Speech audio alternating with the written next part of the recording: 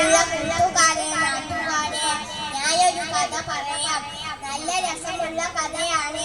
ഒരിക്കൽ സൈനബ എന്നൊരു സ്ത്രീ മുത്തുനബി തങ്ങൾക്ക് കുറച്ച് ആട്ട വെച്ച് കൊടുത്തയച്ചു. സമ്മാനം കൊടുത്തതാണിട്ടോ. നബിയും സ്വഹാബാക്കളും വളരെ സന്തോഷത്തോടെ അത് കഴിക്കാൻ ആരംഭിച്ചു. പെട്ടെന്ന് നബി തങ്ങൾ പറഞ്ഞു, എല്ലാവരും കൈകൾ ഉയർത്തുക, ആരും ഭക്ഷിക്കരുത്, ഇതിൽ വിഷം കലർത്തിയിട്ടുണ്ട്.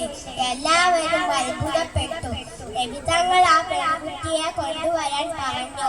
അവൾ വന്നപ്പോൾ നബി തങ്ങൾ ചോദിച്ചു, നീ ഇതിൽ വിഷം കലർത്തിയിട്ടുണ്ടോ? ഉണ്ട്, അവൾ മറുപടി പറഞ്ഞു.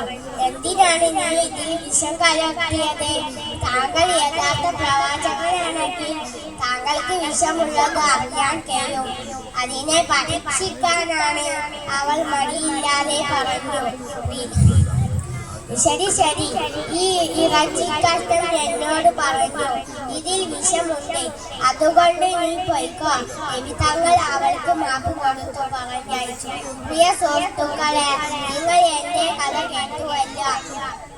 നബിയുടെ സ്വഭാവം എങ്ങനെയുണ്ട്?